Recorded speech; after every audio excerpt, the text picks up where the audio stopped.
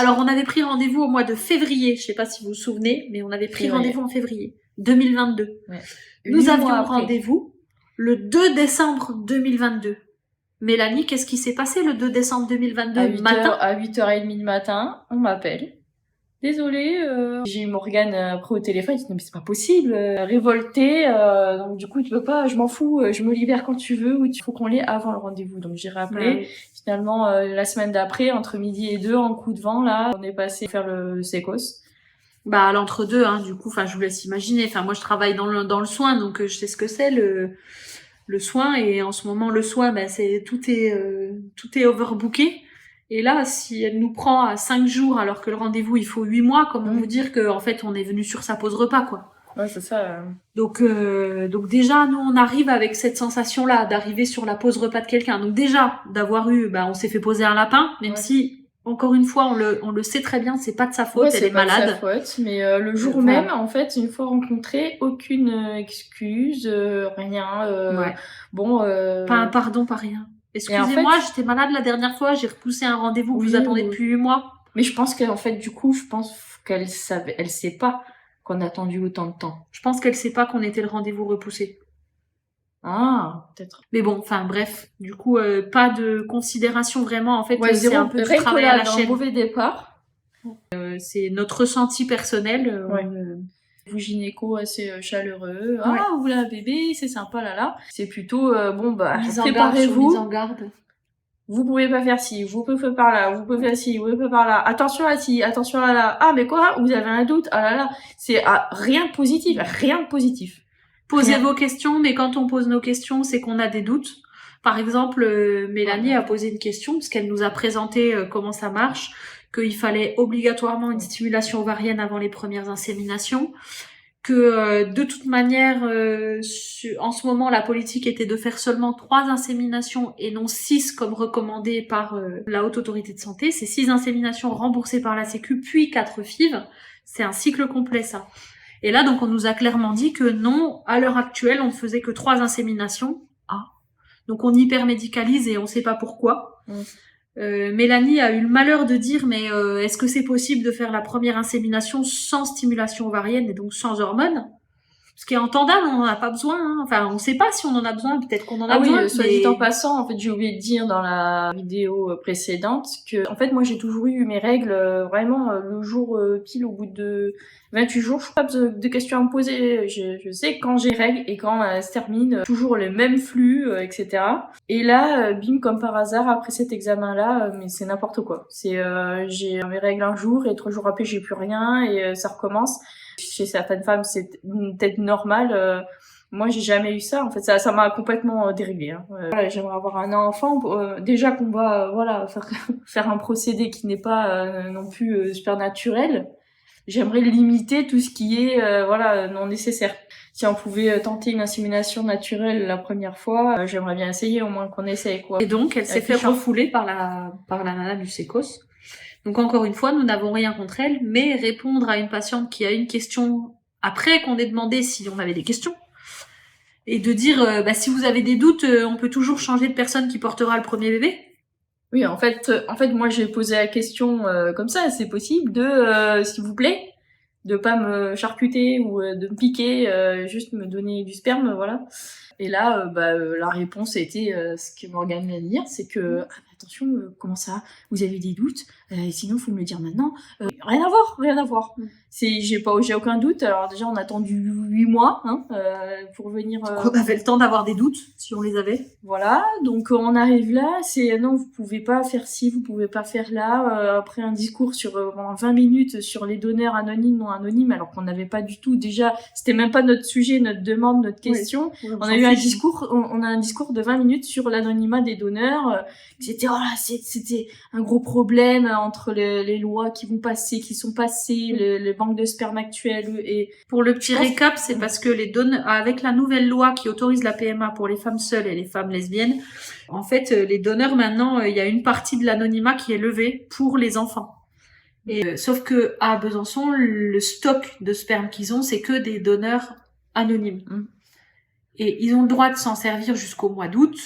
Et après ça, en fait, ils savent pas ce qui va se passer. Donc en fait, ils sont un petit peu tendus et sur le qui-vive et... En fait, on aurait dit qu'elle nous parlait en tant que personnes qui ont un gros problème avec l'anonymat ou non. Mais c'était pas le cas, on n'a pas de problème, il y a pas de souci. Si l'enfant a besoin de connaître on veut des nageurs, l'identité ou non, s'il peut ou non, voilà, ce sera ce qui se passera ou non. On avisera en fait. Puis surtout, on élèvera nos enfants en connaissance de cause. On le saura d'avance si le donneur est anonyme ou non. S'il est pas anonyme, voilà. Eh ben on les laissera entendre à nos futurs enfants que potentiellement, ils pourront avoir des infos sur ce donneur s'ils le souhaitent quand ils seront grands. Si les donneurs sont anonymes, on fermera la porte d'entrée. C'est comme ça, c'est pas autrement, vous saurez jamais. On peut pas. Autre chose, sur le fait de, c'est 14% de chance de marcher. Ah oui. Très défaitiste. De toute façon, en fait, en gros, vous voilez pas la face, vous l'aurez en bout de 10 fois. En gros, c'était ça, le discours est très négatif. J'ai failli lui dire, mais les chiffres sont basés sur quoi, en fait? Vous avez combien de couples lesbiennes en France que vous avez inséminés? Quels sont vos chiffres? Sont basés sur quoi, en fait? C'est sur, en fait, des couples hétéros depuis des années qui ont des problèmes de fertilité, des problèmes de procréation, ou des femmes seules qui veulent avoir un enfant, ou les chiffres sont basés sur quoi? Non, c'est les statistiques, c'est 15% de chance. Même les couples normaux, ils ont du mal à avoir des enfants. Franchement, pas à ma connaissance dans mon entourage. Après, voilà, si les chiffres vont dans ce sens. Ok. Elle oublie que l'infertilité, c'est 5% de la population, c'est pas non plus tout le monde, quoi. La plupart des gens font un enfant, ils ont des rapports sexuels, ils font un enfant, puis c'est tout. Donc en fait, c'était du rabâchage d'informations négatives qu'on n'a pas demandé de une, mais bon, même si elle peut nous informer de ce que, ok, ça va être difficile, on est un peu préparé pour ça, c'est déjà difficile avant même qu'on l'ait, donc...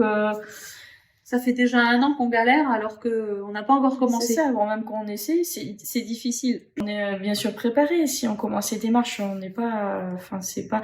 En fait, je pense que le souci, c'est le système. Le système a été tellement habitué avec des couples hétérosexuels infertiles. Je pense que ils sont tellement habitués à ça que non seulement les discours sont adaptés qu'à ces personnes-là, mais aussi les documents. On vous fera d'ailleurs un volet sur les documents nécessaires et sur qui nous ont aidés et à obtenir les bons documents parce que c'est pas forcément simple non plus. Donc ça, on vous fera une vidéo aussi là-dessus. On sent bien que c'est le tout neuf, c'est tout nouveau. C'est le changement, c'est pas aujourd'hui quoi. Moi, ma philosophie, c'est que si on veut être traité différemment, parce que forcément les couples lesbiennes et les femmes seules, on a besoin d'un traitement différent en traitement de procréation médicalement assistée. Mais je pense que si on veut être traité différemment, il faut d'abord être traité comme les autres. Et les autres, c'est les couples hétérosexuels infertiles. Donc là, on est traité comme des couples hétérosexuels infertiles et on ne l'est pas, donc c'est difficile à vivre. Par exemple, nous avons rendez-vous le 9 janvier avec un psychologue. Donc psychologue qui n'est pas là pour évaluer notre dossier, c'est un psychologue de soutien. De soutien mental, attention, parce on sait pas que ça va être difficile. Voilà. Alors, on entend très bien que la PMA, pour un couple infertile, c'est un choc. L'entrée en parcours de PMA, pour un couple infertile, c'est un choc.